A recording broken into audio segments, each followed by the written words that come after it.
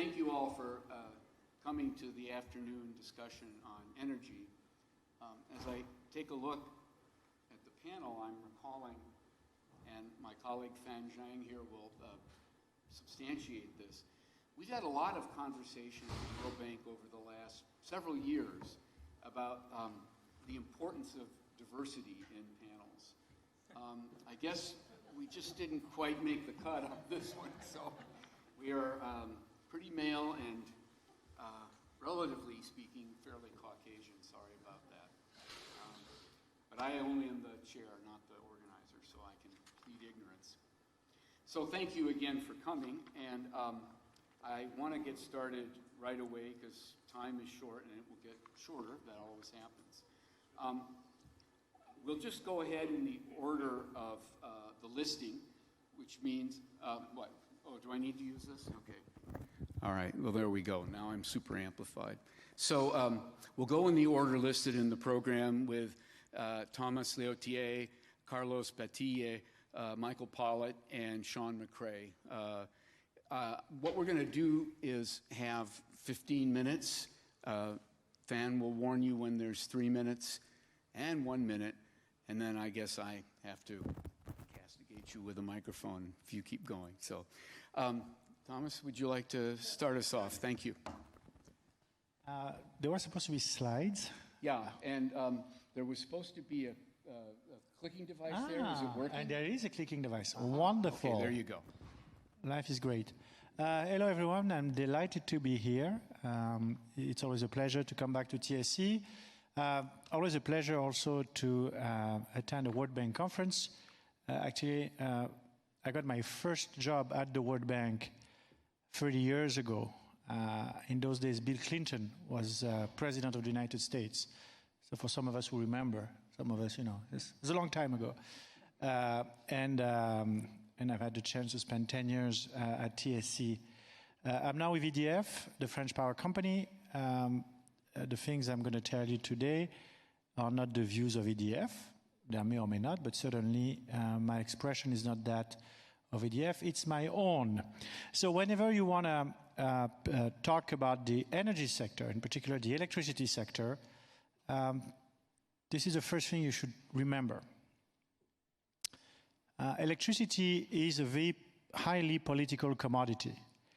Like oil and gas, like other energy commodities, it's essentially political. It is not just something where economists can play. It's something where policymakers and politicians have a view. And I like this quote from Lenin, which says, you know, communism is a Soviet power plus the electrification of the country. And I think it illustrates very strongly how electricity is a political commodity. The other point I want to stress is that if we want to have any chance at fighting climate change in the 21st century, we're going to have to electrify pretty much everything. We're going to have to electrify transport, we're going to have to electrify heating, a lot of processes. So electricity is clearly the commodity of the 21st century. Hence, I encourage the younger ones to come and work in the electricity sector because it has a bright future. So hopefully the next panel will be a bit more diverse and a bit younger too. Don't go into oil and gas. Yeah, that's bad. Oil and gas is bad. Ooh. Okay. The purpose of this discussion is that I want to start you off by talking about the tension between policy making and microeconomics. And I want to illustrate that on a very simple example, which is about prices, but it has broader implications. And the main message of this talk is we can talk about digital up until we are blue in the face. The technology is available. It's all about the regulation. It's all about the policy making. And this is hard to do. So fundamental theorem of electricity, it's a very old theorem, 1949. You have demand curves, multiple demand curves, depending on the day of the year. And the price of electricity off-peak is set by a variable cost of producing electricity. On peak, when demand is equal to installed capacity, it's set by the marginal valuation. So you have those two different regimes. off-peak, demand is lower than installed capacity, you get the price at the cost, and on peak, it's marginal valuation. By the way, this applies to a variety of industries. I lived in Toulouse for a long time. At this time of the year, hotel rooms are very cheap because we're on peak. And, you get them for a reasonable price. When the World Bank and TSC decide to hold a conference, demand for hotel room goes up, the price of hotel room goes up, and is pretty much set by the marginal valuation or employers, because they're probably the ones at the margin, are willing to pay for a room. Now, this is an old theorem. Marcel Boiteux did that in 1949. And that has implication for the price path you expect to see. So for most of the hours of the year, you expect to see a very low price. And for a few hours in the year, you expect to see a very high price. And we know that the size of the triangle has to be equal at the margin to the cost of a peaking unit. So we're talking about thousands of euros a megawatt hour. So if you just follow the microeconomic logic, off-peak price is around 20 euros a megawatt hour. On peak, you get to thousands of euros a megawatt hour. Perfect markets, just the microeconomic logic. And the challenge we face as economists is how do we make that acceptable for policymakers? Because that is hard to accept for policymakers. And the microeconomics is pretty clear. Market design should just be the spot price. And we use the spot price to decentralize decision-making. People will install solar panels in their houses. They will decide to produce or to store the electricity. They'll do all that good stuff based on the spot price signals. And then people will make investment decisions in flexible power plants, in batteries in their houses. Those investment decisions will also be driven by the expectation of the spot prices. So as microeconomists, that's by and large the belief we hold about how should the industry work. And then if we digitalize, we're going to make those transactions faster and better and less costly and so on and so forth. However, the policymakers view it differently. And there are two reasons, which are not completely unrelated. The first one, and that's the second one, is that by and large, I feel that people do not have a lot of trust in coordination, decentralized coordination by prices. When I started my career at the World Bank in the Bill Clinton years, people were very confident in the ability of markets to coordinate. Today, in the power industry and in other industry, people say, well, you have market failure, coordination failure. Can we really believe people are going to make investment decisions just based on expected spot price signals? And you turn around and say, well, look, the power guys have not done that, but the oil and gas guys, even though they are evil, have done that for 100 years. They've always drilled hole based on the anticipation of expected spot prices. So there's something about, do we, as societies, believe we can coordinate through expected spot prices? And the second thing is people don't trust markets. And again, when I started the World Bank, even the World Bank started to believe that markets, Mike, I don't know if you were there, but we were pushing for markets, and the argument being, markets are efficient allocating resources, bureaucracies are big and they don't work, and they hoard resources, you allocate the resources to the bad projects. There was a great book that tells the stories, The Commanding Heights, by, what's his face? He's a very good economist. The Commanding Heights. I don't remember the name of the writer right now. But it's a great book. He's a Pulitzer Prize winner, Dan Yergin. Great book, and he tells how in the 80s and the 90s, there was a big trust in markets and that the allocative power of markets. And that has come down. California crisis in 2000, 2001, you shut down the lights for the sixth economy in the world, which is not good. So as economists, well, it was bad market design. And we say, well, if they had better market design, the problem would have been solved. But if you tell that to the people who actually didn't have lights, the argument that the market design was faulty doesn't really ring true. So that's bad. And then you have the financial crisis. The financial crisis of 2008 is a watershed moment for the economic liberalism, because we believe that markets were efficient at allocating risks, and what we saw is that the bankers gambled away our retirement and our houses, and they got away with it. Nobody went to jail. There are hundreds of millions of people lost their houses. Almost half a billion people lost their jobs, and nobody went to jail for that. So our ability to push for market reform has gone much lower.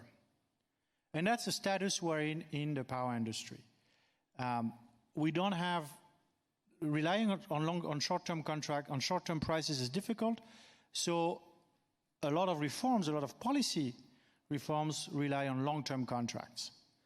So instead of letting the market decide how much capacity is required, the government mandate a level of installed capacity and remunerate that installed capacity through long-term contracts. Instead of letting people decide whether they want to install a solar panel or not, whether they want to install a battery, whether they want to produce or sell power, the government are setting up long-term contracts to facilitate those decisions and to make those decisions happen.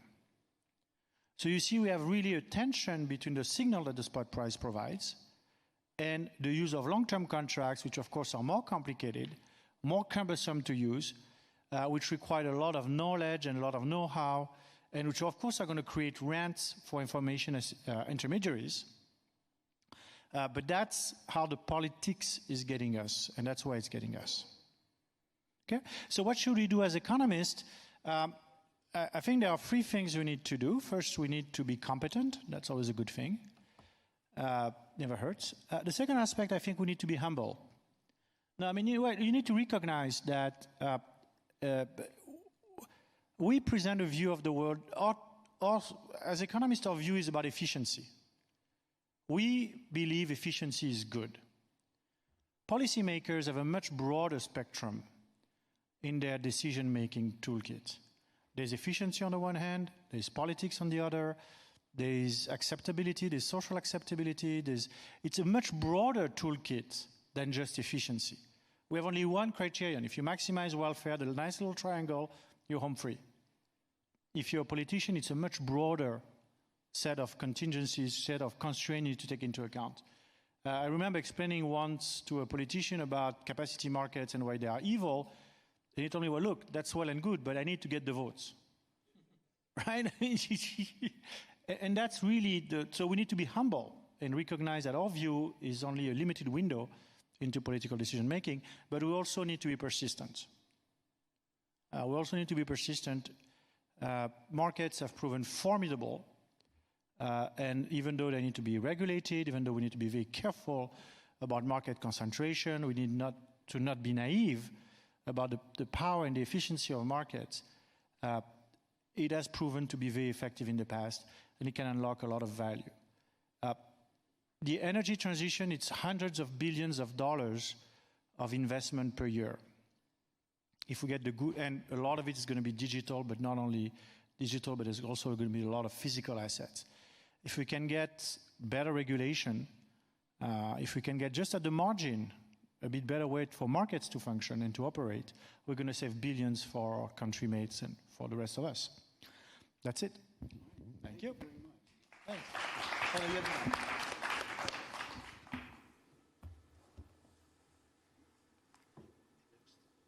Oh, you need the... Is it me? Yeah.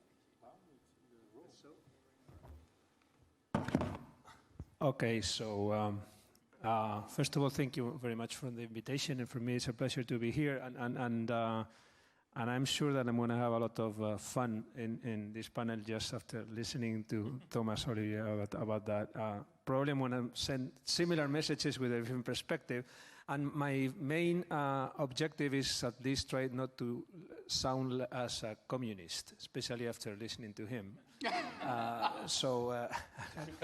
No, well, yes, but I had some slide presentation. I don't know if it can be there or not. You don't need it. So, if it appears, oh, great, I got it. There I am.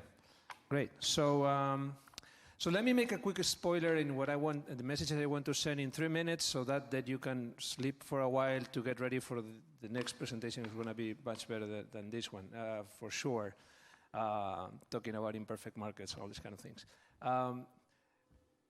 My main message is, and I agree a lot with what he has said, is that, well, 30 years ago, we were not only younger, but also we were, in my opinion, a little bit more naive.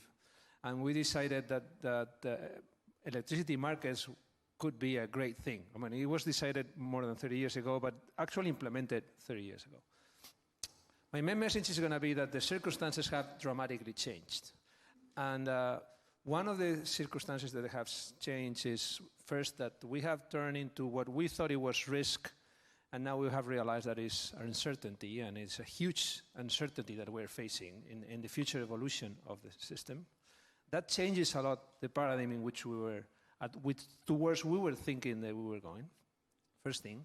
And the second thing, it is that for the first time in history, the last mile is active and alive, and it can do things. My main point in here, and maybe it diverges a little bit from what he was saying before, is that the problem is not short-term risk or even short-term pricing, because to some extent, if there was some certainty of what's going to happen, we could manage, is long-term risk, in which we don't really know how electricity systems are going to look like. And by saying this, the message is that what we do need is obviously good regulation. And good regulation is trying to do something that is not very biased. And the second thing, and I finish with my introduction, there is always maybe also a naive approach on my side.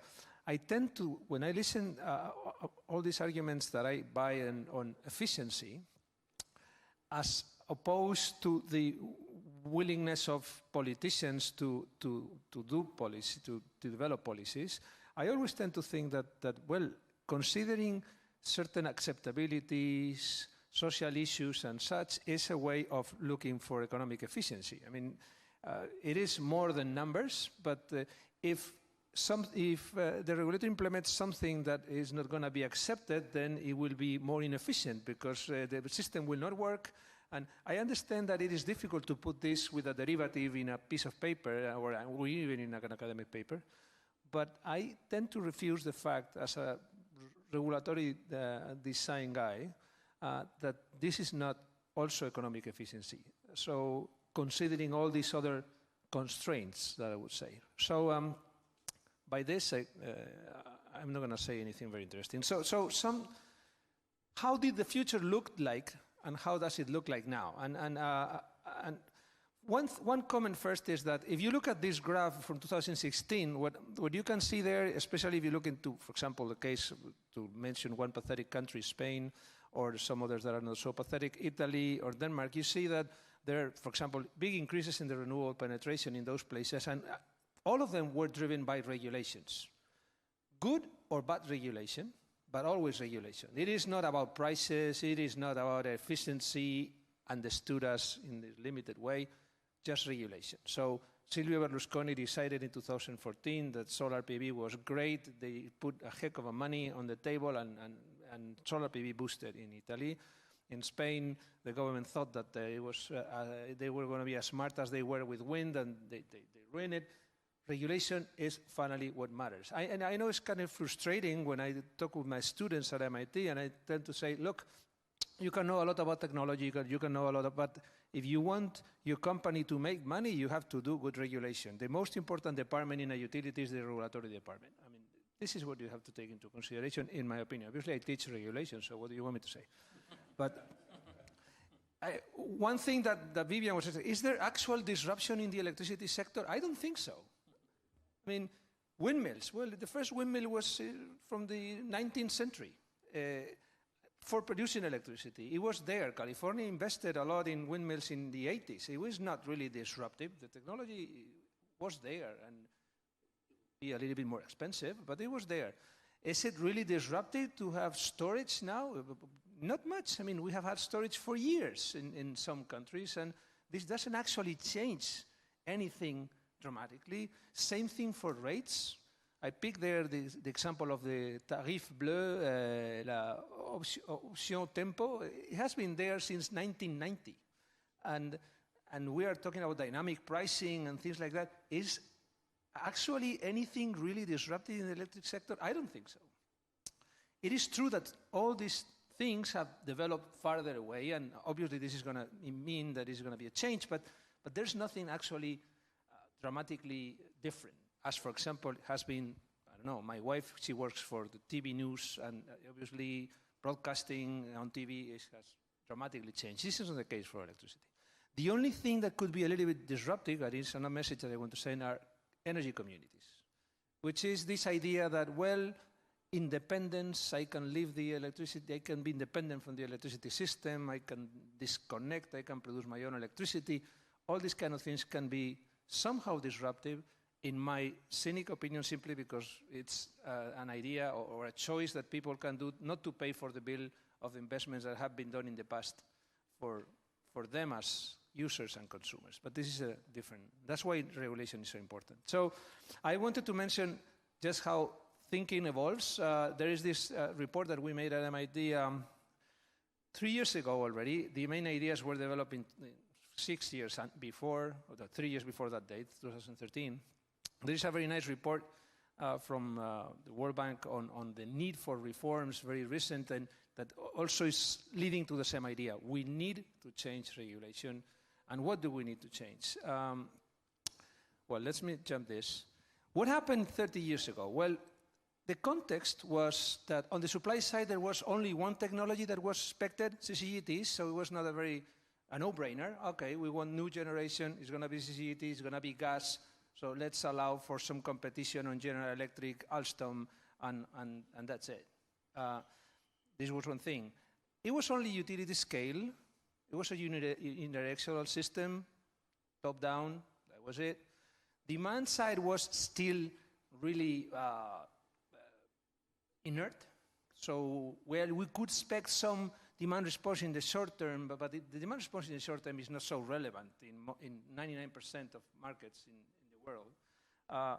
And the system, at least as we discussed it in the 90s, we were feeling that the electricity system was disconnected from the rest of the world. It was like, wow, we're going to do this is going to have competition.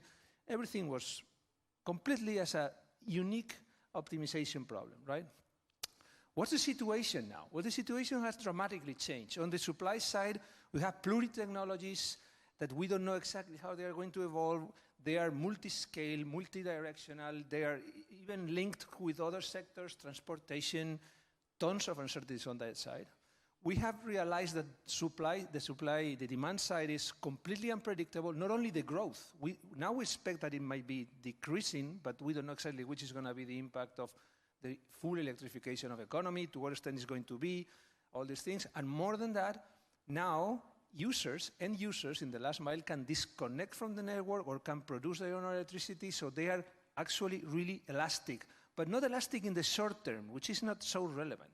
In the long term, so when somebody makes the decision to install a solar panel in their roof or to build an energy community to consume their beautiful local electrons that make them feel great because they have this flavor of being from the region, you know.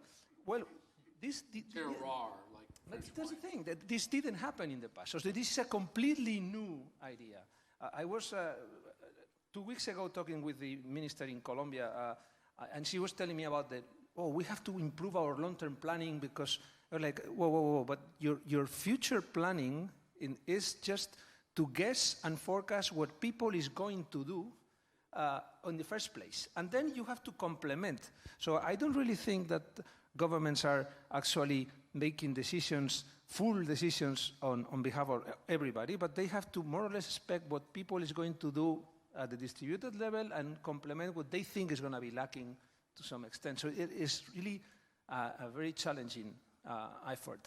So, and of course, sorry for that, there is a huge intervention and connection of the electric power sector with lots of higher order constraints of all kinds, and that makes a huge difference. So can we really trust on actually the energy-only market is pricing that he was discussing?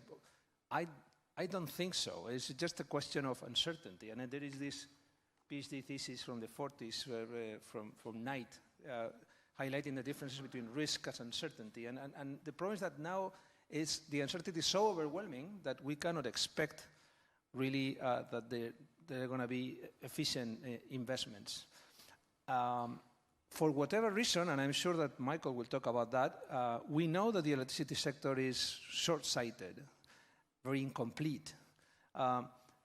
Prices can be very high, and in principle, in some few hours of the year, or even in different years, and this shouldn't be a problem necessarily. We all have an insurance for our cars, and the likelihood of paying a super high price is very low, but nobody doubts, and everybody signs a contract for insurance. But we don't do it for electricity. Why? We don't know.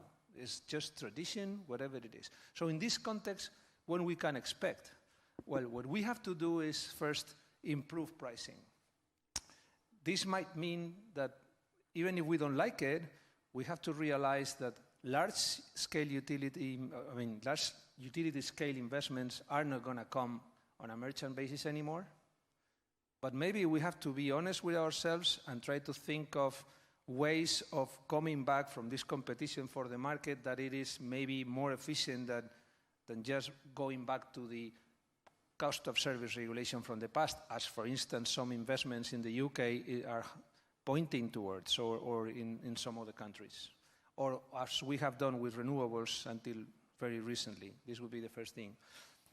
So this is the first message, and I'm going to go quickly through that. And then the next message for me important is that we have to improve rate design. This is the most important tool going forward for a number of reasons. First thing, because as I said before, customers are starting to make decisions on their own, and they are making them currently now, in most cases, based on regulatory flaws. So they are arbitraging legacy costs from the past, ill-designed rates, tons of things like that. And in an implicit way, we are letting markets to go into a direction that is flawed because of this, because of not being able to send well-designed rates. I think this is the effort that we need to do.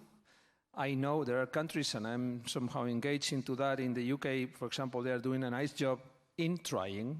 I don't know if they will be able to make it because it's really difficult, but they are actually decided to do this. And I perceive certain reluctance, and there is this political fear to really move into that direction in many other jurisdictions, simply because of the idea of, don't touch this because this is going to bring us a lot of trouble. So the changes that I see are in these two levels. One, on really rethinking the way investment is coming. Capacity markets, capacity mechanisms have been the evil because they have been really ill-designed very often. I don't know which is the solution, but we need to find something. We cannot expect that the short-term signal is going to be helpful for bringing the right investment. And on the other part, on the consumers, or not, let me call them users and end users, we need to improve the signals that they are receiving. We have to get rid of these volumetric rates. We have to start thinking about long-run marginal costs for networks. We start thinking about what do we do with residual costs, and residual costs are all these, who's going to pay for the network that we have been building, thinking on a demand growth for years, but somebody has to pay for that. Do we want to turn these electricity networks into a public service like roads or hospitals, or the customers are going to pay for that? What are we going to do with all these things? And this is an urgent discussion that we need to face before the system turns into such a Frankenstein that it will not be a way back into this. And I'm going to finish like that, so I stick to the time, and I let my colleagues to talk about that. Thank you.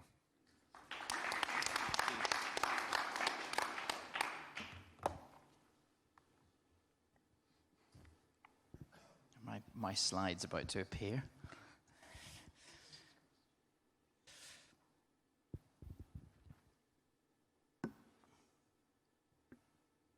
Right. Okay. Well, hello everyone. Thank you for being here. And thanks to my colleagues for both inviting me along and saying things that I didn't fully disagree with, but let me try and say a few things that might be interesting. I should of course give a health warning. Economists don't do the future very well, but obviously what I'm trying to say is there are some things which we might know about regulated industries into the future which do carry forward, and which might give us some ideas for what the future of the electricity market might look like. Okay, so one idea that I think is very important is the significance globally still of the three largest electricity markets in the world, the sort of US, Canada, Europe, and China, and that significance actually hasn't changed over the last 10 years, of course, due to the growth of the Chinese electricity system, which is now almost half of that total. So when we think about the future of the electricity system, okay, at the moment it's switching from a US model to a European model. Eventually it'll be a Chinese model. And that's worth thinking about. Europe's definitely leading in terms of the renewable transition, if European targets are to be believed, and they certainly have got widespread political support in Europe, particularly for the new European Commission. So the deep decarbonisation of the European electricity system seems likely to continue into the next decade, and to be raising all sorts of questions about whether the market design that we've seen working somewhat well in parts of the United States, is going to need to be overturned by what happens in Europe. And then I'm going to say something at the end about, well, hang on, if the Chinese electricity market is going to be the biggest one in the world for some time, and it's also going to be the most significant one globally, and all of the technology is largely coming out of China, that also has implications for market design. So the sort of optimistic vision, which I think Thomas-Olivier was trying to suggest might have existed a few years ago, the idea that we could have a well-designed electricity market. I don't think we've ever worked out the solution to well-designed electricity markets because of this. The nature of optimizing the electricity system is extremely hard. It's not just about the energy, it's also about the networks. It's about different types of networks. It's about different scales of investments. And optimizing that in any sort of large optimization sense is actually very, very difficult. So that most of the work that's been done at best is a joint optimization of just the energy market and maybe some bits of the transmission system being utilized in the short run. It's a very partial optimization that's been worked out. And as the other speakers have rightly said, governments are concerned about electricity markets. I was just reflecting again this morning, something that we perhaps aren't conscious enough of. Energy prices actually cause governments to fall in democracies. And it's one of the few prices that causes governments to fall. And electricity prices have been behind some governments falling. And in future, as the electricity system becomes more significant in total energy, that's going to be the energy price that people might be concerned about. So governments rightly want to control the average electricity price in some sense, and they also want to control the structure of electricity prices. So unregulated price structures are just not going to happen in most electricity jurisdictions and are very unusual. And we've got all sorts of other legitimate concerns about electricity systems. I mean, if you want to see that in very clearly, you go to China, where the electricity system is seen as a major driver of macroeconomic stability. So building more power stations, building more transmission lines, that's a way to keep national GDP up. So there are these two market designs which have emerged over time. And I won't go into too much detail of what the difference between them might be. But they're not in principle better than each other. They are just different ways of looking at what the underlying problem is. So European market design has de-emphasized nodal pricing in favor of wide area electricity markets and market integration across the whole of Europe, and has been very successful in doing that. Whereas something like PJM has emphasized the short-run efficiency of using the rather dilapidated transmission system in North America. These are different ways of looking at what the main problem might be. They're not obviously different in overall efficiency effects, in spite of many economists looking very hard trying to find out whether they're that much different. And of course, the main problem with any sort of attempt to produce lots of prices across the electricity system is this second best effect, that all you're really doing is producing a system where you're throwing out some short-run prices which reflect some of the underlying constraints, but by no means all of them. And so we should know in economics that doing that doesn't necessarily lead to an increase in global efficiency due to the theory of the second best. So we've got these two major market designs. They're not obviously inferior to one another, and indeed, clearly the European one has been extremely successful in promoting an integrated market, and it also will soon be coming into its own very much in terms of supporting high renewables penetration across the whole of Europe, when having a wide area integrated market will be really useful. I think we've hinted at about energy markets. We also need to worry about ancillary services markets and supporting intermittency. So it's no longer about the wholesale price of energy, it's also about maintaining the quality of power across the system. That means more attention to the procurement of associated ancillary service. We heard mention of capacity, but reserves in general. Also controlling voltage and frequency is going to be, and managing these local constraints which renewables will throw up. Pricing that properly is clearly important. And different ways one can do that. Throwing out detailed price signals to the market is one way of doing it, but internal management of constraints by companies that have got strong incentives to manage these local constraints, that can also be equally efficient, especially when part of that efficiency is not just about short-run response, it's about long-run investment to relieve constraints or to make low-cost investments on the network to manage intermittency problems. China has tried to adopt the PJM model, having nodal prices in some of its provincial power markets, but of course that's thrown up all sorts of prices that they're not necessarily that comfortable with. You've got highly volatile and variable prices across provinces, which is one of the consequences of having sort of nodal prices rather than the European-style market design, where you emphasize internal management of constraints and regulatory incentives to keep constraints down.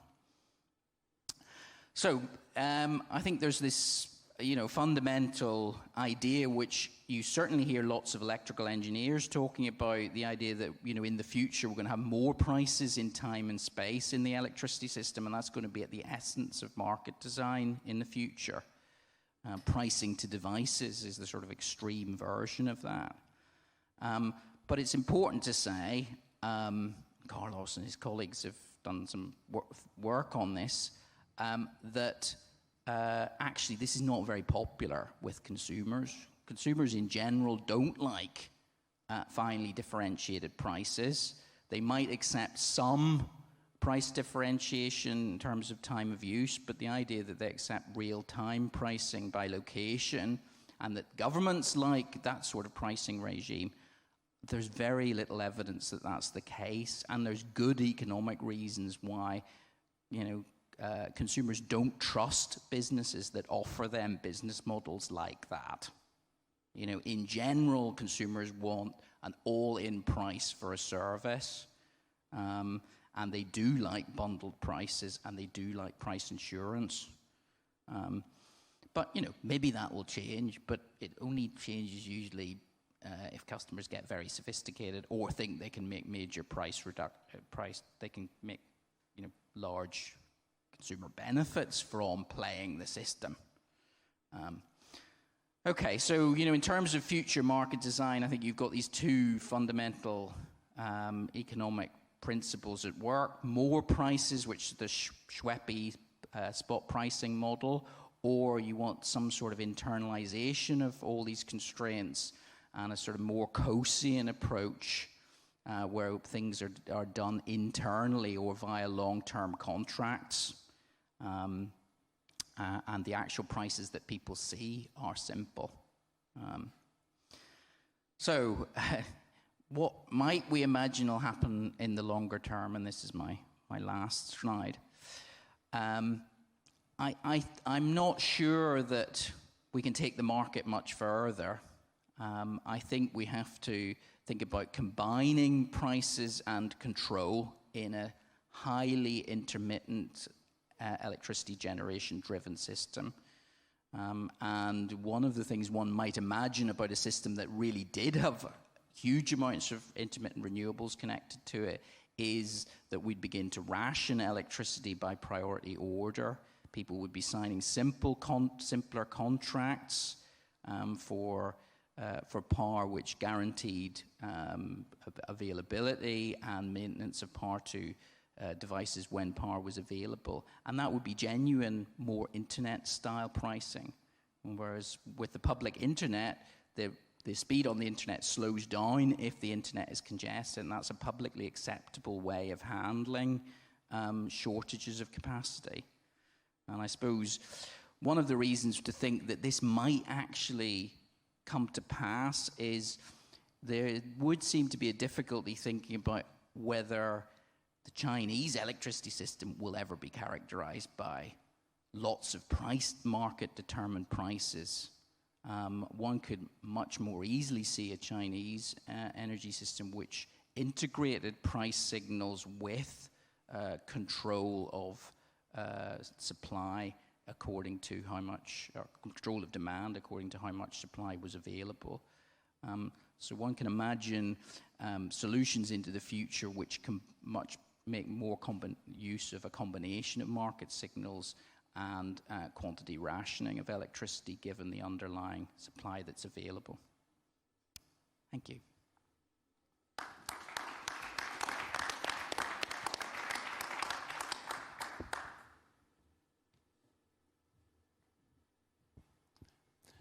Okay, good afternoon. So I'm Shaun McRae. So thanks for the opportunity to be here.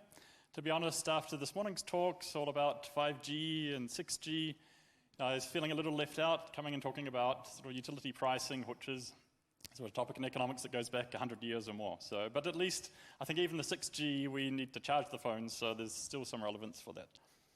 So this is a topic that's probably familiar to a lot of people in the room in terms of how the electricity tariffs are designed. And so I'm showing here an example of an increasing block tariff. And so the idea of this, of course, is that for low levels of consumption across a month, you're paying a low marginal price. As your consumption goes above the threshold, the marginal price you pay for electricity increases.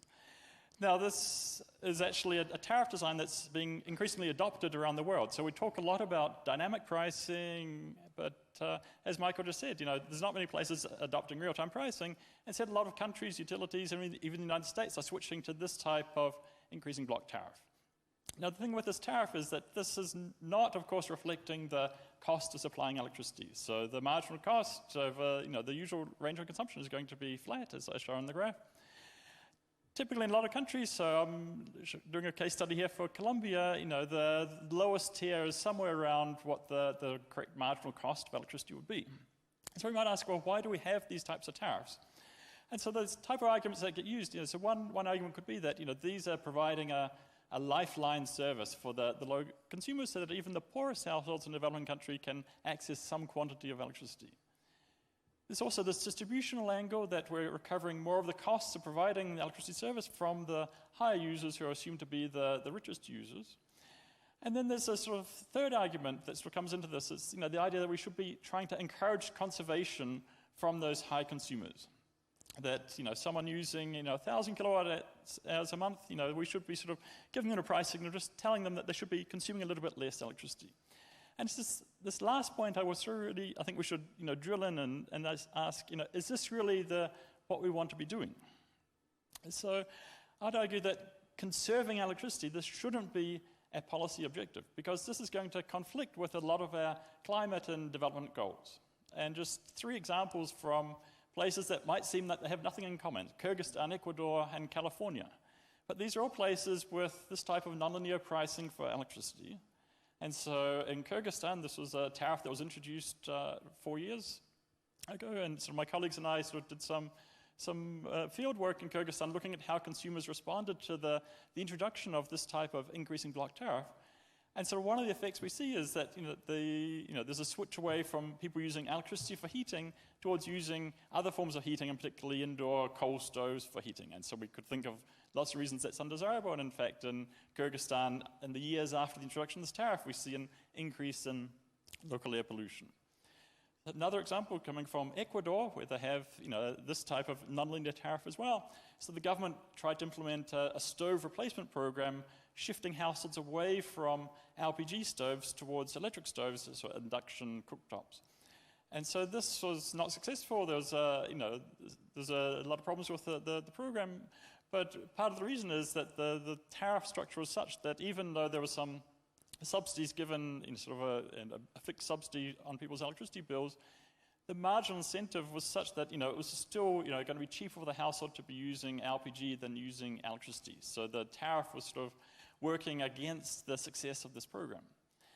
And then in California, so California also has this type of increasing block tariff, and California's put a lot of subsidies into encouraging people to buy electric vehicles.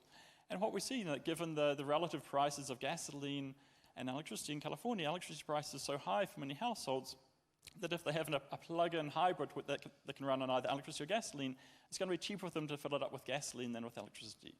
So in all these cases, we're charging people a price for electricity that exceeds the marginal cost, and we're creating this, sort of this either pollution effects or the additional use of gasoline or the additional use of LPG.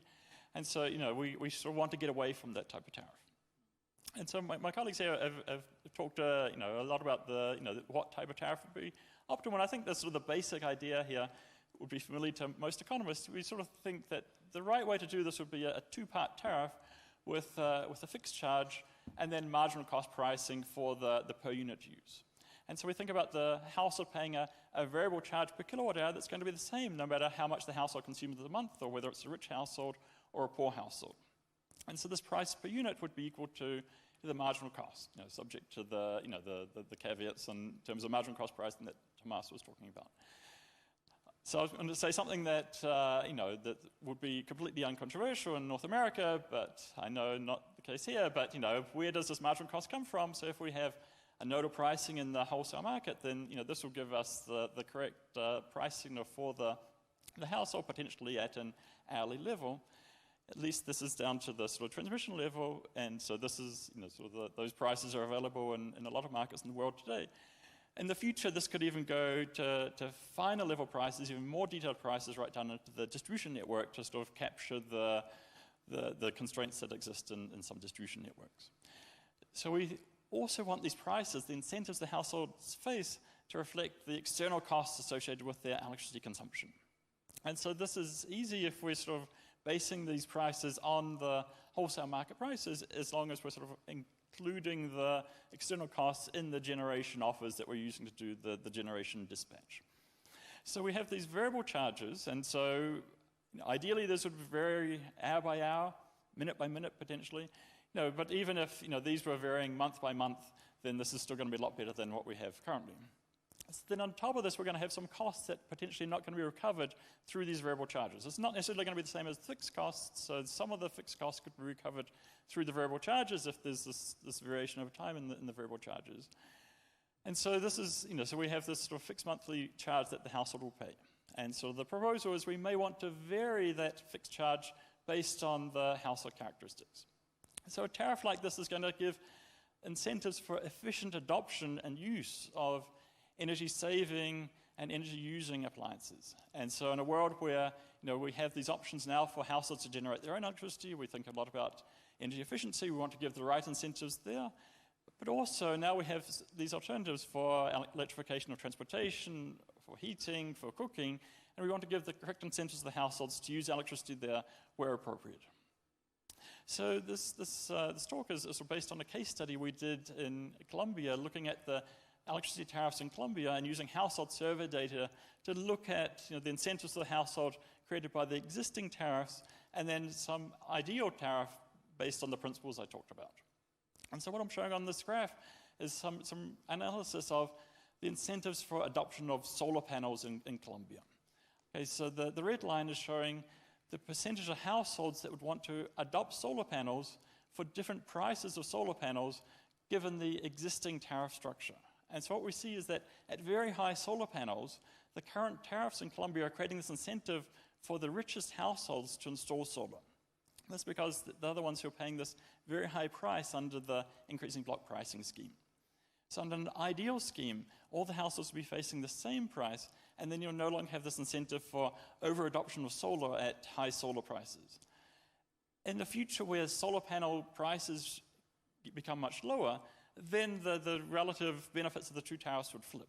So an ideal tariff would actually create more incentive for particularly the poorest households to start installing solar once the panel prices become low enough.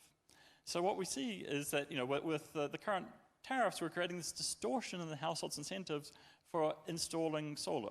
So we do a similar exercise looking at adoption of electric vehicles. Again, the current tariffs are discouraging the adoption of electric vehicles.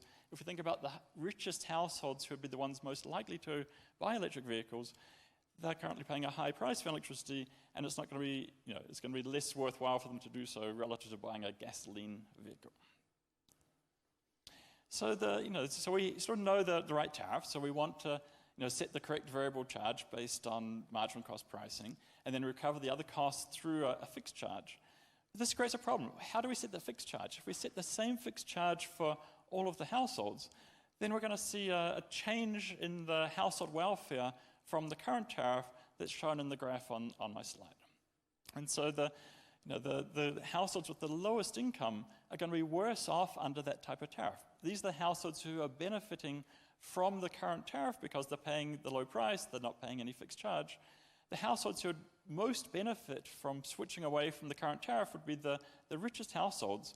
They have high electricity consumption, they're currently paying a high price, and they're going to benefit from switching to this sort of constant variable price per kilowatt hour. And then the fixed monthly charge is going to be relatively small for those households. So this proposal seems challenging from a political point of view. We sort of have a lot of households are going to be adversely affected by changing this type of tariff. And given what was mentioned about the political sensitivity of electricity pricing, this is a tariff that's going to be very, very difficult to implement. There's another problem which is particularly relevant in developing countries, is that you have some households with very low consumption of electricity. And so if we're charging those households a tariff where they're paying a fixed monthly charge per month, that fixed monthly charge could be sort of lower than the surplus they're getting from electricity. And this could lead to grid defection and perhaps encourage, say, sort of these illegal connections to the grid. So this type of tariff is going to be problematic for both those reasons. So what can we do instead? So the idea is we want to sort of vary the tariff by the household so that the tariff is going to reflect the household's individual willingness to pay for electricity. Now, something we can't do, of course, is set the fixed charge based on the household's observed electricity consumption, because then this is no longer a fixed charge. So we can't condition on the household's actual consumption of electricity. So what we want to do is sort of predict what the household's consumption of electricity is based on the household characteristics. Then in reality, the household could consume sort of more or less than what we're predicting, but sort of on average, this would get this right. So we can do even better than sort of trying to predict the household's consumption. There's for a few reasons we might want to actually allocate the fixed charges based on the predicted square of consumption. And so the intuition here is that the households with sort of, let's say 100 kilowatt hours a month consumption versus 200 kilowatt hours a month consumption, doubling the consumption would lead to a 4 times increase in the fixed charge. And so we're sort of the households as the consumption goes up, the fixed charge goes up in a squared fashion. There's sort of one reason to motivate this is sort of the Econ 101 picture of the sort of the demand curve and consumer surplus. So if we think about households with different demand for electricity, and then the consumer surplus is going to be proportional to the square of their consumption, not to the linear of multiple of their consumption. So we sort of do this exercise where we take the households in the survey, we take the household characteristics from the survey, and we predict the household's squared consumption. We allocate the fixed charges based on that predicted squared consumption, and then we see how the average welfare is going to change from the current tariff to this hypothetical tariff where we vary the fixed charge by household. And we see that by doing this, we can actually get a tariff where, on average, across the deciles, each of the deciles is going to be better off under this hypothetical tariff. So society as a whole is better off because we're eliminating the inefficiencies in this tariff. But if we can sort of tailor the fixed charge, then we can actually sort of leave households right across the income distribution also better off as a result of this tariff. Now, within each of these, there's a lot of noise within a decile on household electricity consumption, so there's still going to be some households who are worse off, and this is essentially impossible to get around. But at least on average across the deciles, we'll see that everyone would be better off. Okay, so this is sort of the suggestion for a type of tariff that's going to sort of lead to these efficiency effects. So we're sort of charging the correct variable price, so people have the correct incentives both for their day-to-day, month-to-month consumption of electricity.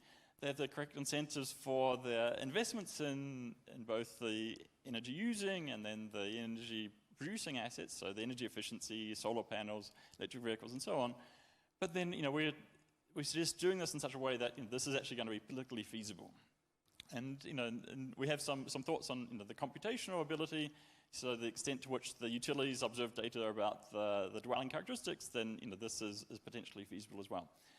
And so it may sort of seem an extreme idea that we're tailoring the tariff based on the characteristics, but it's not that different in practice to the current scheme in Colombia, where they're sort of tailoring the tariff based on neighborhood characteristics. It's just that this is going to be a scheme that's sort of more based on the microeconomics of the household's consumer surplus and the willingness to pay than sort of some arbitrary regulatory classification, which is what we have currently. So thank you.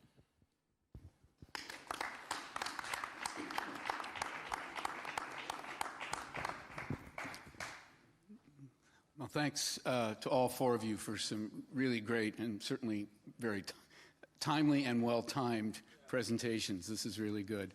I'm going to make like 2 minutes worth of quick observations, and then I'm going to shut up and let you all ask questions. One is that the last 2 speakers, in their own ways, both Shaun and Michael, touched on some very interesting ideas to improve upon existing rate designs. Against that, we see in many developing countries, we can't even get past the notion of a single buyer for generation or a liberalized market for wholesale power. So when we move out to the broader area of electrification and development, there's a lot that we have to accomplish. Part of that is because, as those of you who have studied developing countries know, there's a lot of informality, which means it's really hard to tax. And when people can move back into non-commercial energy like biomass, we have to think a little bit about the environmental and distributional aspects of pricing, as was pointed out in Michael's talk. The question about evolution or revolution, I think, is quite interesting, and Carlos touched on that. I think a lot of the work that's been done at the World Bank would say that, call it evolution, but the advances in digital technology have certainly helped to lower the cost of renewable energy at small scale, and that does open up at least the possibility of not having to wait forever for the grid to show up and still be able to get productive quantities of electricity. Now, we can do that part wrong too, and there's a lot to talk about there, but I do think that that may be one of the more significant parts of the digital revolution for power. And finally, mention was made, the cover was shown, of the study that Vivian led on rethinking power sector regulation. I would certainly encourage all of you to find it on the World Bank's website. It shows in a nutshell, and this is hardly a complete treatment of it, nobody who tried to have reform followed the standard textbook recipe. Some only got part way, nobody really got all the way through. And success and failure were very mixed, and they didn't have to do with how far you got along the path. Some of the greater successes still involved a lot more government involvement than areas where they had less government involvement and more failure.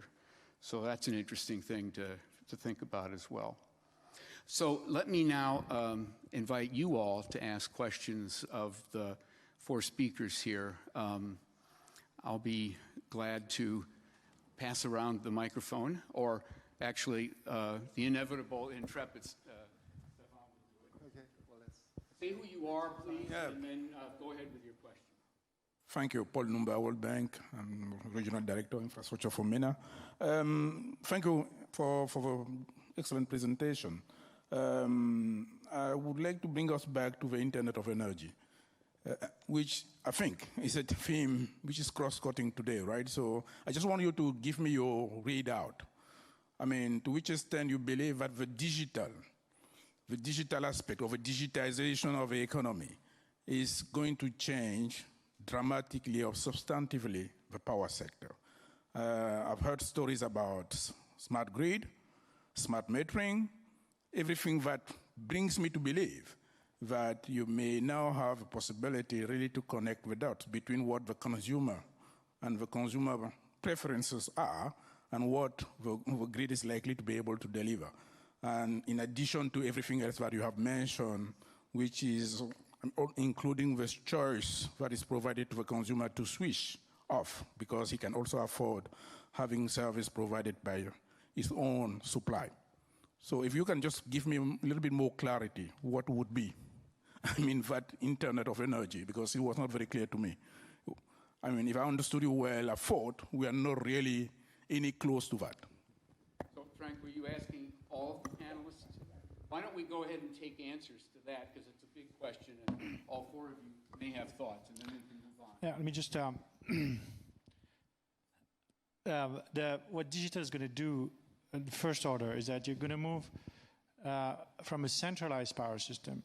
So historically, you have large power plants, you move the power from the power plants to the transmission network, to the customers, to the distribution network. Okay, so it's centralized, and the optimization decision, there's a short-term optimization decision, is made centrally. So you have one dispatcher in France, you have one in every other country in Europe, and you have coordination at the central level. What digitalization is going to enable you to do, and it's not going to be done by tomorrow, not by next week, but over the next 10 to 20 years, is you're going to have local optimization and decentralized optimization. That's what Carlos called energy communities. So a building like this one, or the next two, three buildings with a shopping mall next door, will have their own energy, solar panels, batteries, Teslas in the garage kind of stuff, and they'll be able to make some local optimization and then trade the residual with the market. Again, this is not going to happen over the next week or so, but for most experts, that's a direction of travel. And to make that happen, digital is an enabler because you reduce transaction cost, you make local optimization possible, all the usual good stuff. So that would be the answer, and that would affect the free, I think the comment by Michael that our free continent that matters, which are going to make that transition, Canada, US, Europe, and China, we're going to see that happen at different speed in different ways in those free markets.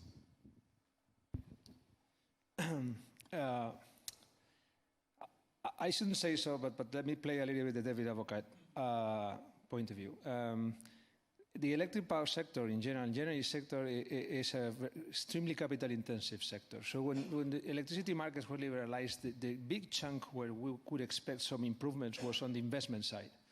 The economic dispatch optimization is irrelevant compared with what it actually means to make the right choice in the technology. So it was driven by the wrong investments in nuclear in certain places. Only in France was a good investment, in large hydro plants, whatever it is. So by this I mean that I don't think that digitalization is so relevant in the power sector compared to others, for instance, banking. So in banking, there's a huge change in which you don't need branches anymore. Everything is on the cell phone, and there is a huge amount of savings. In the power sector, I don't see it so relevant. It is fun. It is entertaining. You can do certain things, a smart thermostat, super fancy, cool. But the actual relevance is if you install a solar panel or not. And this is not digital at all. It's just an investment decision. So again, I think it's interesting, but not very relevant in our context. And one last comment, again, to be again playing the devil advocate approach. As he properly said, he's describing a little bit the idea of the energy communities. I have the impression that this is leading us to an extreme inefficiency. I don't see the value of exchanging your energy with your neighbors when you could eventually do it with the whole country. So this is a decoupling of the problem that leads to an inefficiency where I don't see much benefits beyond the fact that I feel great because I know that I am consuming the electrons of my neighbor who I think is a nice guy, which, by the way, typically is not what people think. So this is the other part. So yes, it's true, but I keep on thinking that the chunk is on the investment side, and for that, digitalization is not going to help much in this sector, in my humble opinion. So by the way, one of us is right, one of us is wrong. No, or both. Oh, you can both be wrong, right? But you say nothing happened, you say something will happen, so likely. But that's the point, right? We don't know. The long and short answer is we don't know. But experts can have different opinions, and the answer is we don't know. Well, let me say something that hasn't been said so far. I think Africa might be different. Okay, so, because let's just think about that. Demand is low per head, and also you've got sunshine a lot of the time. Okay, so, I think it's very common for people to talk about what is happening in California or Hawaii as if that's going to be what happens in most parts of the world. It's not. Northern Europe is always going to rely on an electricity grid because we just couldn't generate enough locally. Okay, but maybe there are some parts of the developing world where demand is low enough where you could just use your own local devices with a bit of storage to power your house, give you your lighting, okay? Of course, what I would then say to that is, okay, now imagine Africa fully industrializes and we electrify transport. Then, of course, Africa becomes much more like Northern Europe in terms of its energy demand and its electrification demand. And the idea that we're not going to rely on large-scale grids to exploit large batches of solar panels, large amounts of wind, a lot of it offshore, it's difficult to imagine that. And I think what we need to realize is it's still the case that small scale will have a cost disadvantage. And the cost disadvantage will be partly in the management and in the maintenance, and in the fact that the land is much more valuable as my garden than it is as electricity producing facility, okay? So, no matter how much progress miniaturization takes, that doesn't stop large scale having an advantage, okay? The other thing to say, which I think is, which nobody has said, is one of the major things that might still happen that would genuinely, be game-changing is massive reduction in energy use at the device level. I was at a talk recently where somebody told me that the mobile phone still uses 100,000 times more energy than it might use in theory if you optimize the electronics within the phone.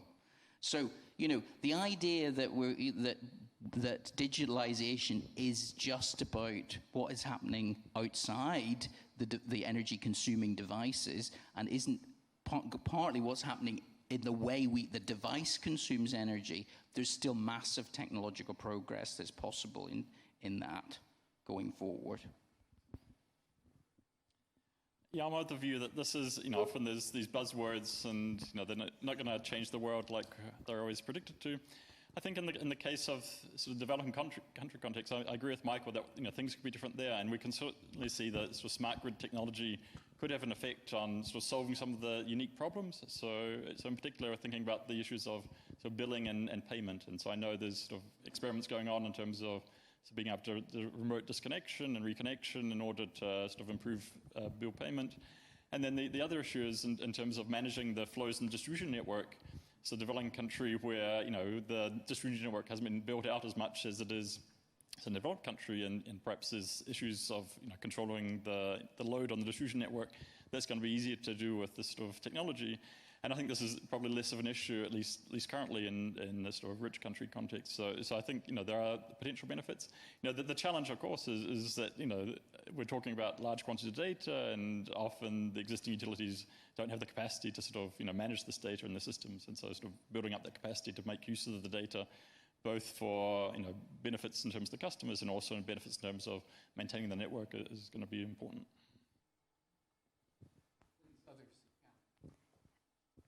Hello, my name is Alexia Gonzalez. I'm from the OECD, from Telecom Regulation and the unit of Digital Economy Policy. So I come from the telecom side, so bear with me for any ignorance I might have on the energy sector. But with the Internet of Things, which is something that we've been talking about, and smart grids, there's underlying connectivity that needs to be provided. And there's cases in some countries, for example, Italy, where the telecom regulator, AGCOM, is collaborating with the energy regulator to know how to implement this. So there's more juxtapositions of different sectors that come. And I would just, because you're saying, I think Carlos said that regulation is here to stay in this sector. So what about the regulatory authorities? Do they have to adapt to new contexts, especially with the digital transformation? Let's take another if we can, if there's a second one. Yeah, first.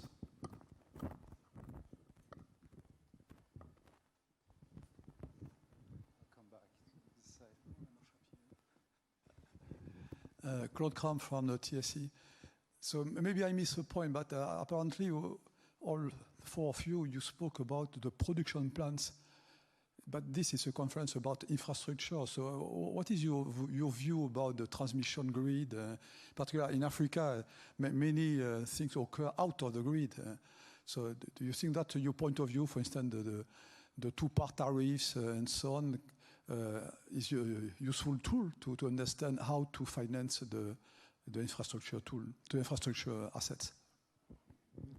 Why don't we go ahead and get answers on those two? They're related in an interesting way in terms of regulation and incentives for expanding. I'm not so sure I have much to say about developing country, but on the first one, I think it's going to be tricky. Essentially, because of digitalization, you're going to be able to replace hardware by software in the networks.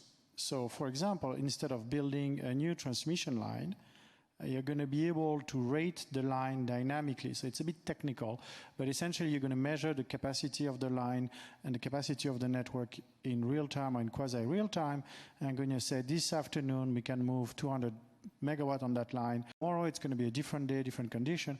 We're going to move only 100. So you're going to use a lot of the software, IoTs and all that good stuff, to gain some optimization on the existing assets. And that's not how we regulate infrastructure companies, because essentially, and it's a little more subtle than that, but first order, we regulate them on an asset base. So if you want to make more money, you put more wire in the ground. Here we're saying, well, actually, you could also get more money if you get more efficient with the same amount of iron in the ground. And I think that's a tricky problem, and to my knowledge, it has not been solved. Maybe you guys have seen some things that goes into solving that, but I think it's a bit tricky to do And that's a battle that regulators are going to face going forward. And I think that digitization is going to accelerate the need to solve that problem. I don't know. Michael? Thanks. I mean, dynamic line rating is already happening. I mean, the other thing that is important to say is we should always be careful to distinguish between technological disruption and technological progress. Yes, there's technological progress, but a lot of what people talk about is technological disruption. I'm not sure we're seeing technological disruption in energy. We're seeing progress. Technological disruption would be some non-wire solution to transmitting electricity. That would be genuine disruption. Whereas, just re-optimizing the existing assets with a bit of smart management, that which we're already doing, that's just technological progress, and it happens at 1% a year, okay, globally. Go figure, after 30 years, it's that you get 30%. It looks big after 30 years. Do regulators need to adapt? That is an interesting question, and I think what I always tell my regulator is don't be, yes, you need to be ready to respond to a sort of emerging gold rush around a mispricing of the current tariff system, but equally, you don't need to always respond to every startup's request to change the regulation for their benefit, because nothing has changed in what society's objectives are for the energy system. They want cheap energy, they want secure energy, and we want clean energy. Those objectives have always been the same. They've slightly altered in what we mean by clean, but they've always been those. They haven't changed for 100 years. And that's the starting point for a regulation of energy. I had only, well, of course, I fully buy this progress versus disruption thing that Michael mentioned. I only have a couple of comments. Regarding infrastructure, the situation in developing countries, I would say, particularly in Africa and others, is dramatically different, because, as he properly said, the message that our distribution companies are hearing in developed countries is, look how great the future is going to be, because people is going to consume less. You don't have to build wires anymore, so your business is over, and you gotta be clapping with your ears, super happy for what I'm telling you. I mean, the message is, okay, we're gonna kill you softly, and you gotta be fun, and you gotta be happy, right? And this is a completely different message from, for example, in places where what is needed is an expansion of electrification at all levels. And this, I agree with my colleagues that all these new smart grids can allow, for example, to avoid the need of building transmission, that it was not there. This is one thing. The other part on regulators and telecom and such, I don't know if it's very much related with your question, but it's a typical concern. I think that there is a big lack on energy regulators on the data side. They are talking about retail markets and how users are going to be adding super fancy equipment and all these kind of things, but the data is in the hands of one single company who is the distribution monopoly, who owns a retailer in the same holding, and the regulations there are actually blocked in that situation. And this is an extremely dangerous, in my opinion, situation. And I'm going to finish with one simple example. 2 years ago, we bought at home an electric vehicle.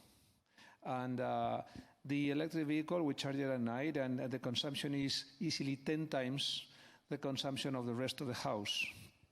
2 weeks later, we got a phone call from the retailer of the distribution company telling us, have you thought about buying an electric vehicle? Because we have beautiful rates for you in which you can move and this and that. So they knew it because they had the data that we had bought an electric vehicle, and they were actually taking out of the market. I mean, it is an amazing example of, and this is something that I don't see enough progress. Brussels is discussing a lot, but there is a huge lack of good regulation, and it's very similar to the telecom problem. So I think that in that side, energy regulators need to develop a lot. I think the question of how we finance the build-out of infrastructure in lower-income developing countries is really super important. I just wanted to add one point that hasn't been mentioned yet. It's the opposite of technological progress or disruptive technology. It's a very old problem. It's called corruption. As far as I know, there may be 1 or 2 state-owned electric companies in all of sub-Saharan Africa that aren't insolvent. And that's just a shocking statistic. So how do you dig out of that hole? We know Fan and others who have done work in South Asia have amply documented the problem there of circular debt. And one of the things that's been pushed inside the World Bank about the economics of mini-grids is how affordable they are, not compared to a well-run system, but compared to the incumbent system. And against the incumbent system in Africa, mini-grids look really, really good. And that's just like, what? Anyway, more questions, please. I'd like to make a comment about digital technology, particularly on energy peer-to-peer trading. I think in the context of developing countries, it's not just a way to buy electricity from your nice neighbor, but also it offers an alternative way of providing low-cost electricity to those off-grid population. So this kind of technologies actually have been experimented in Bangladesh and India, in those remote areas where people who cannot afford to buy a solar panel, they can now buy electricity from their neighbors who have solar panels. And for those who have solar panels, they now can earn extra income by selling their extra electricity. And all this can be done by bypassing the utilities, where we know that in developing countries, utilities are typically less efficient and they don't have incentive to extend grid to rural areas because it's a loss-making business because of on the price of electricity. So I think in the developing country context, this new technology does offer hope of offer electricity to currently population that are staying off-grid. I fully agree. So I made a big mistake before. There is a big difference when I was talking about energy community or community choice aggregation in the context of Europe and the United States, whereas Michael mentioned before, there is a well-developed integral system where people is just kind of defecting somehow for other motivations that had nothing to do with economics, which is independence or lots of things like that. In the case of India or Africa, certainly this is probably the best choice for economies of scale, for lack of well-developed network. But when I was referring to energy communities, I was thinking about something, typically I call that microgrids, which is a different thing, but I totally agree with you. I mean, but the context are two different planets in that respect.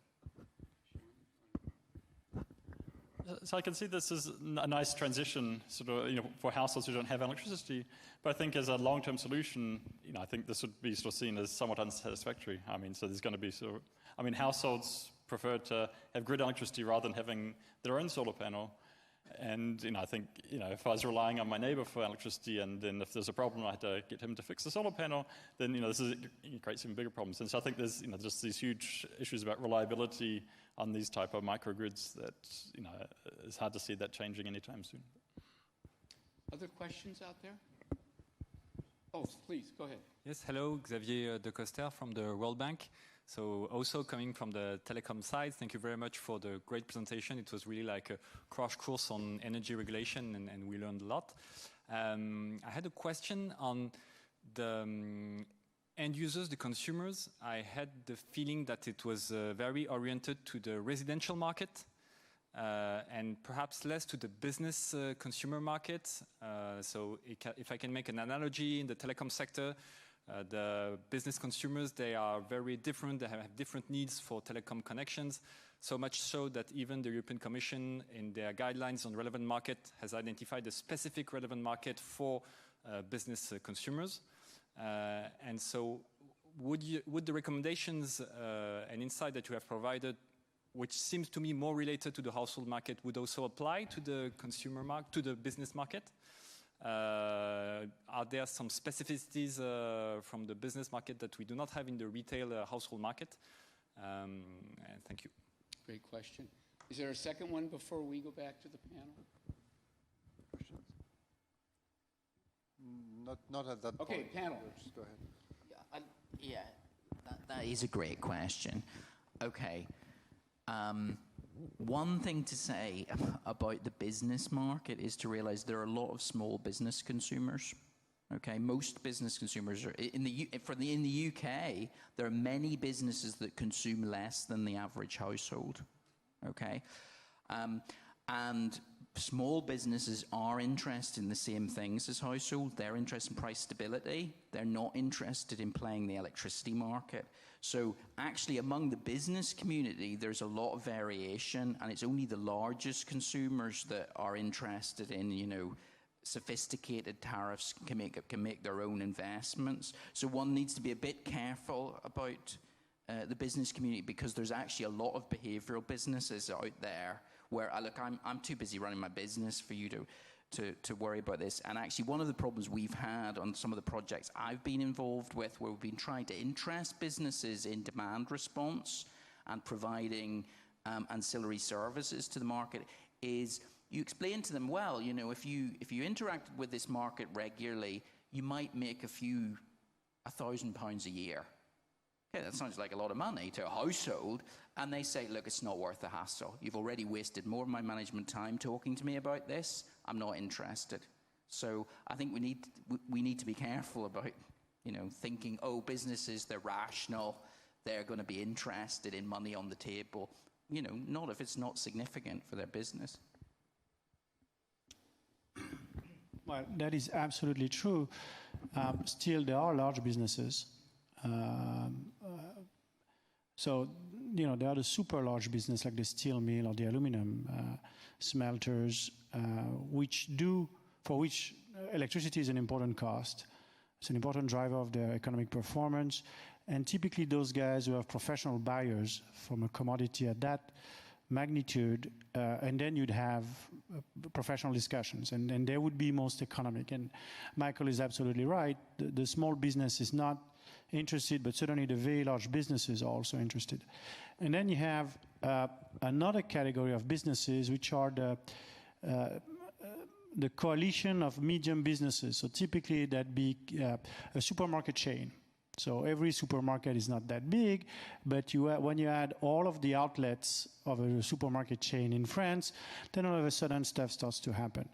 And at EDF, we start having meaningful conversation with these kind of customers, these chains or these multiple retail outlets or so on and so forth, about having something to happen. So Michael is very right. For the small guys, the lawyer, the doctor, it's just it's not relevant for them. But there is a gradation of businesses that is interested in participating, and by and large, you know, they are more sensitive to the economic argument, and they are more willing to optimize against the price. Only one very quick comment. There is only another thing that typically I agree with. I mean, the small businesses are not an issue. Some of the bigger ones are an issue simply because they have roofs. And therefore, it can be very simple. It's like, okay, don't bother me. Do you want to put some panels there? It's okay. How much I am going to get? Well, discount for the next 15 years. It's okay. Don't bother me anymore. You manage my panel. Don't tell me stories, and that's it. And in certain places, the only difference is that they have roofs, and they have the financial pocket to enter into a certain commitment like that. That I think this is the only way that makes a little bit of a difference. In the short run, they don't really care. I agree with Michael at all. Just one thing to add on this. We see in a lot of parts of the developing world the same challenge that we had in North America and Europe a few decades ago. There's a lot of cross-subsidization that goes on, much higher rates on industrial customers to keep residential rates low. You can only go so far with that, and the flip side of that is that a lot of large industries will just build their own generation, which is horrifically inefficient economically, but it's a logical response to a distributionally motivated and very faulty rate design. Any other questions? Another question? Okay. So a second question, which may be completely coming out of the blue when I was listening, is I understand the instrument which is much related to fixing tariffs. In fact, calculating costs, fixing tariffs, putting a gradient on the prices. I was wondering what energy economists, industrial energy economists, what were they thinking on other tools that were perhaps not that related to fixing tariffs, with the objective of energy saving. So if I can give 2 or 3 examples. First one would be, for example, the introducing new norms on buildings to improve isolation and reduce all the thermal calendars, les passoires thermiques, the thermal calendars from the building. That could be the first one. Second one, do energy economists have anything to say, for example, also about policies on air conditioning, the fact that the AC is sometimes set for cultural reasons at some very low temperatures. We have all experienced this in the United States, for example. Third one, do energy economists have anything to say about, it was a bit touched in the presentation about subsidizing some specific forms of transportation, so tax breaks for electricity car, for example, or even in urban planning, supporting bike lanes, for example. So is this something that is in the field of industrial economics, or is it something that is more related to, as someone said, it's more policy goals, it's other stakeholders, etc. So it's wanted to know if what the academic field would have to say on that. Thank you. Well, the short answer is yes, it's in the field, and I'll let my much more accomplished panelists here respond in details. Well, I'm going to speak, so I'm not sure I can't, but I mean, so I think you identified a lot of areas where we have, clear evidence of market failures. And so, so the example was, say, principal agent problems and, who sets the thermostat, who pays for the air conditioning, and then sort of information problems in terms of, so you're renting a building, do you know the energy efficiency, and so those types of issues. So the owner versus renter type problems. And so there, there's an argument for these types of codes to get around those problems and solve those issues. I mean, if it wasn't for that, then we'd think that everything could be done through the prices. But given that there are these clear market failures, then we might need something else. Well, I'm sure we could all comment on this. This has been a huge area. Electric utilities have spent billions over the years trying to reduce energy consumption. They've been incentivized to do that in various ways through, through getting it into their rates in the US, through white certificate programs, where they've got targets to achieve in terms of getting energy consumption down, and if they don't, they have to pay if they don't get them down. So, the answer is, yeah, there's actually been a lot of work done. Some of the most interesting experiences have been in Japan following Fukushima, where there was massive reduction in electricity consumption, in order to try and manage the reduced supply. And that, at least for the time in which all those measures were in place, was very successful. And they did turn I think they mandated turning the thermostat up in order to reduce demand. But there's lots of nice analysis of what happened in Japan for the 3 or 4 years after Fukushima, and it was a very significant, permanent, continuing reduction in demand. There was another example similar to that in Brazil in the early 2000s, I think. I don't remember the exact time. It was a very dry period, and hydro simply dried up. And the government didn't have quite the same mandating capacity that Michael's mentioned in Japan, but they put out the sort of, rally around the flag call. And there was a remarkable response. Energy demand went down a number of percent, not 20, but several percent. 20%. Was it 20? That big? Okay. So I'm wrong. It's much larger than I recalled. And it stayed down for a long time after the hydro crisis abated. And people are still writing papers trying to sort out how you got that lasting response as well as such a big one, because a lot of research in, I know the US literature at least, you try to have these various nudges, information campaigns, you know, do the right thing. You get a couple of % effect. You have to keep re-injecting the signal. They don't produce very much, but sometimes bigger things happen. I would be remiss as I guess the only liberal economist left in the room. I'd have to write because not being a communist, I apologize for that. I never thought I would say that ever. It's very contrasted. There's a humongous academic literature, and the guys at MIT and Chicago, I think they publish a lot of work that tend to show that some measures that we thought were efficient, all the quantity control measures, there are good examples, like the one about Japan and Brazil, but there's also a lot of counterexamples where you mandate something and through the mandate you don't get the effect you anticipate and you get the higher cost than you expect. So the literature is quite varied, and for some good examples like this one, you can find a series of counterexamples. I don't remember, there's an MIT initiative on that. I don't remember, I think it's MIT Energy Savings Initiative or something like that, Energy Efficiency Initiative, no? That has documented a lot of case studies. Now, as you grow old, like me, the main problem with those policies is that there's somehow, somewhere, a bureaucrat that decides, why don't we do this, why don't we do that? At the end of the day, that's what it is, right? So you said energy savings.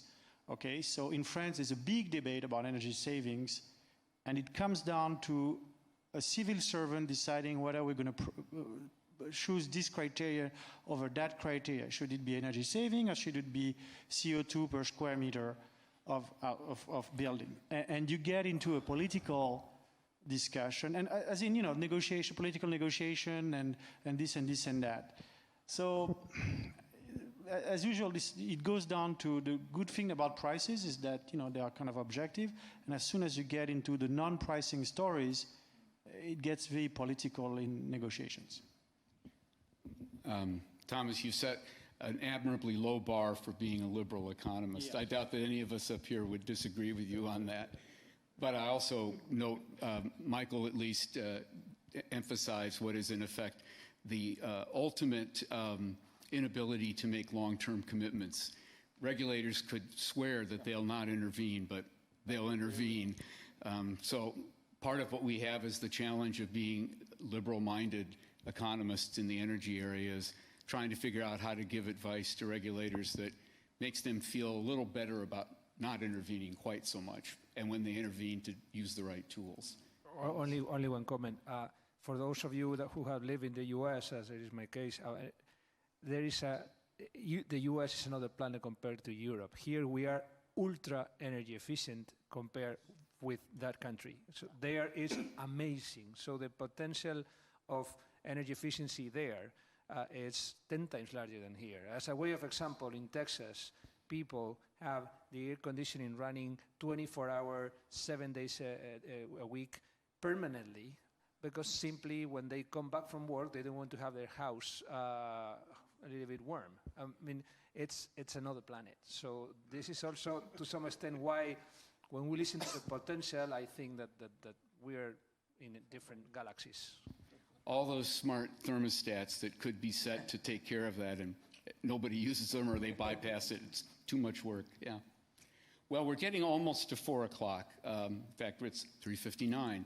Thank you all for coming and spending the time with us. Join me, would you, in thanking the panelists for their great remarks. Thank you.